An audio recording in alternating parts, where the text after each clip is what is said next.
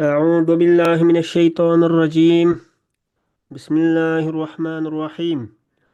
الحمد لله رب العالمين، والعاقبة للمتقين، والصلاة والسلام على نبينا محمد وعلى آله وصحابته ومن اتبعهم بإحسان إلى يوم الدين. اللهم لا علم لنا إلا ما علمتنا إنك أنت العليم الحكيم. الله تعالى iltifati bilan Sura Ali İmran'ın 118. ayetiga kelgan bo'ldik. İlgirki oyatlarda nima mazmun so'zlangan desa, shu kofirlarning ahli kitoblardan va mushriklardan bo'lgan kofirlarning sifatlari va ularning oxiratda tortilgan azob uqubatlari haqidagi bayonlar so'zlangan. Shundoqla mu'minlarning ahvollari va ularning e, oladigan Alloh taoloning bergan savobi haqidagi bayonlar so'zlangan. Bugun o'qiydigan oyatlarda nima mazmun so'zlandi bo'lsa, oldingi oyatlar bilan bo'lgan munosabati hamdi. Müminlarni shu kofirlar bilan munofiqlar bilan chunqur aloqa va do'stlik o'rnatishdan bir ogohlantirish mazmundagi oyatlar so'zlanadi ekan. Chunki bunda kofirlar bilan munofiqlar bilan chunqur do'stlik munosabat o'rnatgan chog'da mu'minlarningki, musulmonlarningki sir asrorlari yeyilib ketgan ahvolga kelib chiqadi. Kofirlar musulmonlarning ahvollaridan xabardor bo'lib qolgan ish chiqadi.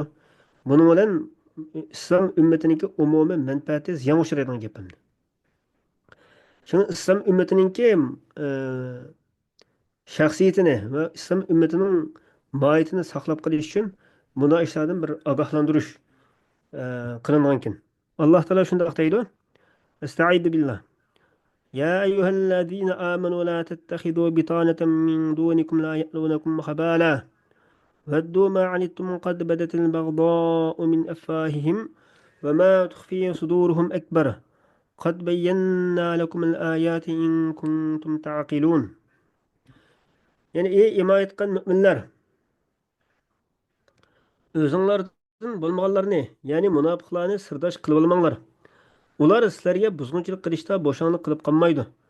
Ular sizlarning mushaqqatda qilishinglarni orzu qiladi. Ularning dushmanligi eg'izlaridan ma'lum bo'lib turadi. Ularning dillarida yo'shirgan dushmanligi texmi cho'ngdir. Shubhisizki, agar tushungan bo'lsanglar, sizlarga nurg'un oyatlarni bayon qildik. Bitonatan degan asfiyaa tutli'unahum ala sirrikum. Sizlarning sir maxfiyatliklaringlarga xabardor qilib qo'ydigan mujda do'ston qilmanglar. Safiyun asfiya degan sopliq degan gapimdi. Sap do'st. Bitona degan ham shunday sizlarniki sir maxfiyatliklaringlarga oshkor bo'lib qolgan darajadagi oshda bir yaqin kishilarning qilib olmanglar demoqchi bu yerda.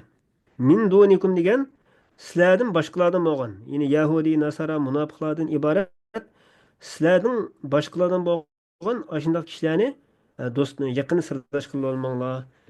Ya'ni sizlardan boshqalar bo'lgandan keyin sizlar o'zaro bir-biringlar bilan işte yaqin e, ittifoqdosh, mu'min, qarindosh bo'lib o'tinglar demoqchi bu yerda. La ya'lunakum khabala.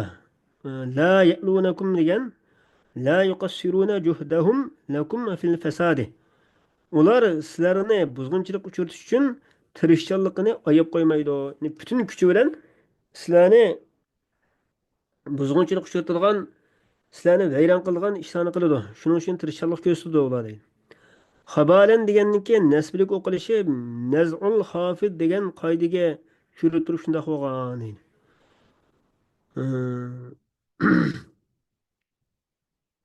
Bu yerdagi naz'ul hafiz degan nima demoqchi desa, bu yerda kafdan ilgari ila harfi azib qilingan. La ya'luna ilaykum demoqchi. Xabalan degan fi xabalin. Ya'ni ziyon kashlik qilishda sizlarga bo'shonlik qilmaydi demoqchi. Ya'ni ilaykum fi xabalin. Aşağıda kumda oldida ila harfi ila degan harf jar hazb qilingan. Xabalinde onun oldida fi degan harf jar hazb qilingan demoqchi. Mushuni naz'ul hafiz deb ataydi ekan. Vaddu ma'anittum. Ular arzu qiladi sizlarni ziyon tortishinglarni, ya'ni ay anatakum. Sizlarning zararga uchrashinglarni, ya'ni shiddatu darar. Shuni orzu qiladi u kofirlar. Qad badatil bag'dau. Oshkor bo'ldi sizlarga bo'lgan adovat, o'chmanlik ularning eg'izlaridan. Ularning eg'izlaridan oshkor bo'lib turyotidi. Qanday desa bil vaqiati fikum.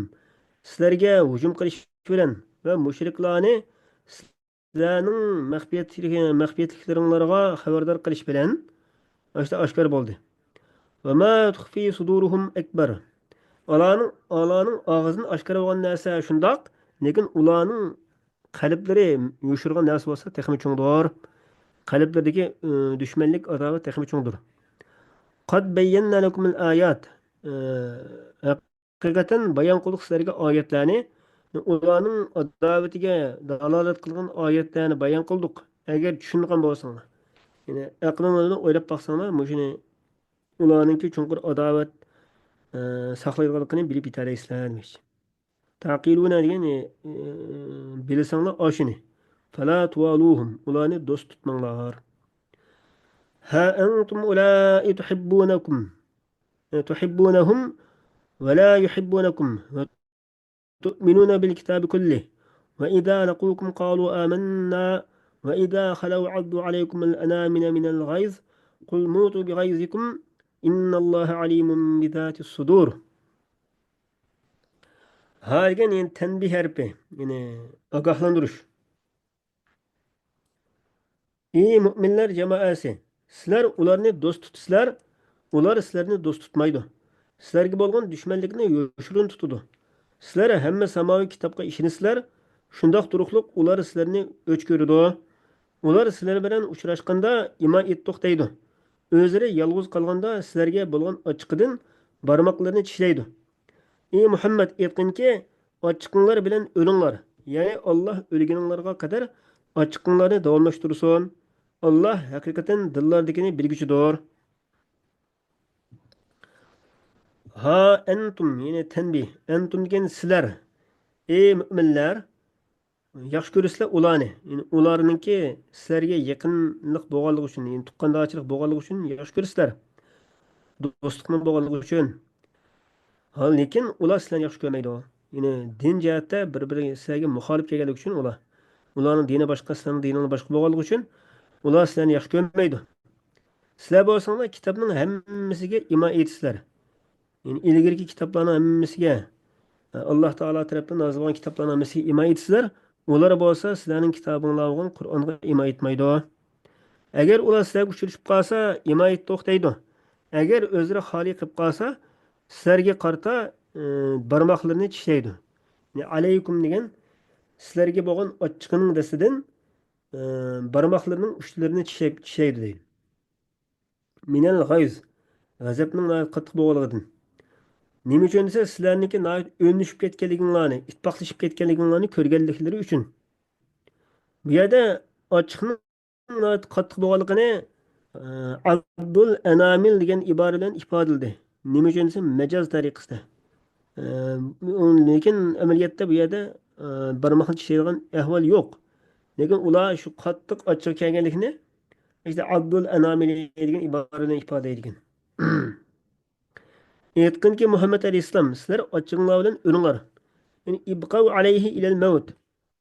O'lib ketgan qadar shu ochinglarni qilib qolinglar.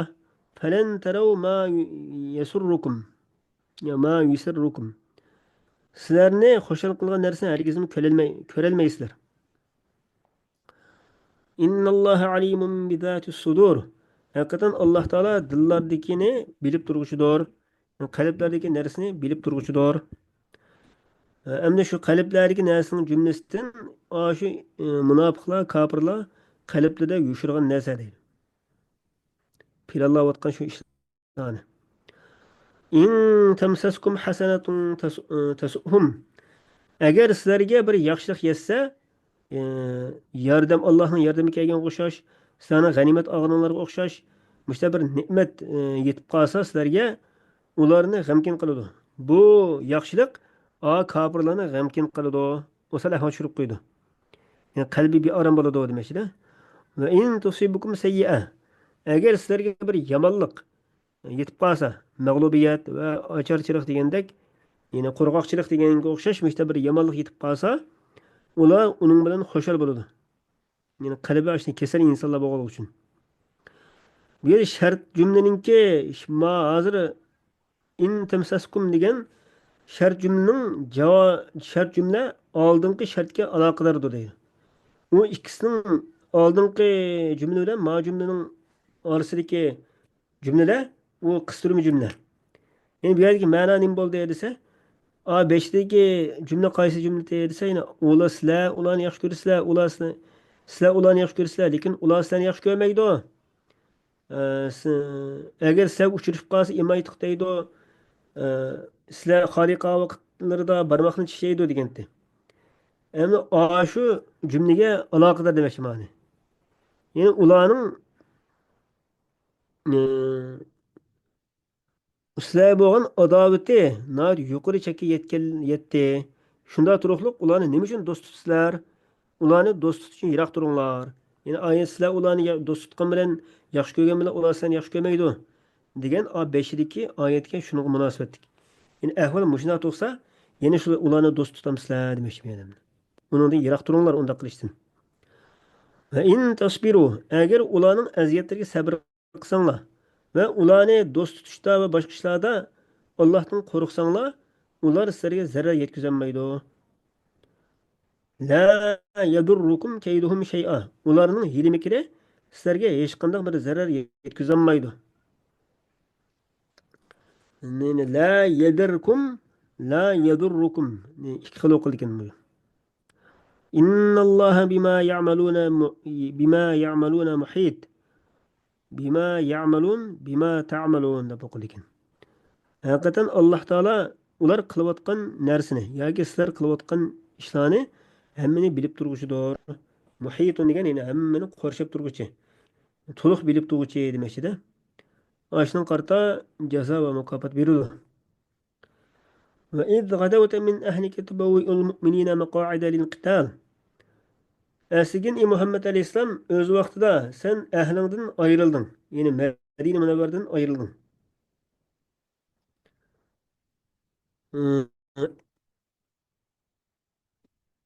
Ey Muhammed o'z vaqtida sen adiganda uyingdan Uhudga chiqib mu'minlarni urush saflariga o'rlashtirding. Alloh so'zinglarni anglab turguchidir, ahvolinglarni bilib turguchidir.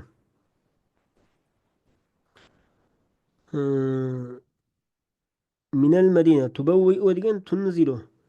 O'rni tushirding, ya'ni o'rlashtirding mu'minlarni bir muncha markazlarga urush qilish uchun. Urush saflariga, ya'ni urush qilgan o'rinlarga ularni o'rlashtirding. Vallohu sami'un alim. Alloh taolo hammani anglab turguchi, ya'ni sizlarning so'zlaringlarni anglab turguchi, sizlarning ahvolinglarni bilib turguchi zotdir. Bu qaysi ahvol esa Uhud g'azotida bo'lgan kun. U kunisi Payg'ambar sollallohu alayhi vasallam 50 kishi kam 1000 odam bilan Uhud g'azotga chiqqan. Ya'ni 950 sahoba bilan chiqqan ekan. Mushriklarning soni bo'lsa 3000 edi. Payg'ambar alayhisalom shanba kunisi Shavvolning 7-si deydi. Sanada salasini minal hijra. Hijratning 3-yili Shavvol oyining 7-kuni, ya'ni shanba kunida bir jilg'iga tushdi. O'zining orqa tarafini va gazarmini va ja'ala zahrahu gazarmini shu Uhud g'azosiga o'rlashtirdi. Va ularning saflarini raddadi deydi. Va ajlasa jayshan minar rumati. O'qiyotchilardan bir muncha jangchilarni o'ltirg'izdi va shu tog'ning tepasiga o'ltirg'izganda ularga Abdulloh ibn Jubayrni tog'ning tepida ularga amr qilib tayinladi deydi. Va dediki inna dahu anna bin nabli. Bizni o'qiya bilan qo'g'dinglar. La ya'tuna min vara'ina. Ular mushriklar bizga orqa tarafimizdan kelib qolmasin. Va la tabrahu. Ya'ni hargizmi joyinglarni midirlamanglar. Biz g'alabaga erishimiz yoki g'alabaga erishimiz. G'oliblarga mag'lub bo'lamiz yoki g'alabaga erishimiz. Qanday bo'layli, mush janglarda hargiz midirlamanglar deb shunday nasihat qilgan deydi Alloh. Buyruq chekin. İz hemmet taifetani minkum en tefşela. Öz vaqtida ikkisilardan ikki toifa qo'rqib ketishni, urush maydonidan chekinishni maqsad qilgan edi. Taifetani. Bu ikki toifa bo'lsa, Salama jamoati va Banu Harisa jamoati. Shu urushninki ikki qanoti deydi. Gazarmaning askarlarninki ikki qanot bo'lgan shu ikki jamoat, mush ikki toifa chekinib ketishni maqsad qilgan deydi. Salama aymaqi bilan Bani Harisa aymaqi ojizlik ko'rsatmoqchi, yana qo'rqib urush maydonidan qaytmoqchi bo'ldi. Alloh ularning madadkori edi. Mo'minlar jami ahvoli va jami ishlarida Allohga tavakkul qilsin.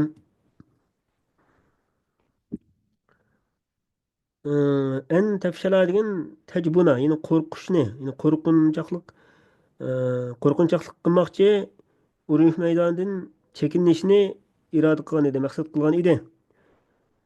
Qanday vaqtda desa, Abdulloh ibn Ubay degan munofiq va uning hamrohlari urush maydonidan chekingan vaqtda bularmi shulardan tang chekinmoqchi bo'lgan edi. Dediki, u Abdulloh ibn Ubay alama naqtulu anfusana va avladana. Nimaga qarata biz o'zlarimizni va bola chaqalarimizni o'ldiramiz? Bekani beka o'zimizni urush o'tiga otamizmi deb ashuna gapni qilibdi. Qilgankin. Va Abu Jabir as-Salami degan kishiga dediki, anshudukumulloha fi nabiyyikum va anfusikum. Sizlarga payg'ambaringlar haqida, o'zinglar haqida Alloh taoloni shuning guvohchi qilamanki, law na'lamu qitalan lattaba'nakum. Agar urush qilishni bilgan bo'lsak, albatta sizlarga ergashgan bo'lardik deb shunday dedi deydi. Keyin Alloh taolo Banu Salama aymaqi bilan mm, Salama aymaqi bilan Harisa jamoati shu ikkisini Alloh taolo urush maydonida mustahkam qildi. Ular chekilmadi. Allohning yordami bilan. Vallohu valiyuhuma. Alloh u ikki jamoatninki, ikki aymoqning yordamchisi edi. Shu ikkisiniki yordamchisidir. Mo'minlar Allohga tavakkul qilsin. Liyathiqu bihi duna g'ayrihi. Boshqasiga emas, Allohga ishonch qilsin degandek bo'ldi ekan. Alloh taolo hammalarga islomda mustahkam turishni rizq qilib bersin. İmanımız müstehkem kılsın. Ve ahiru da'vana alhamdülillahi rabbil alemin.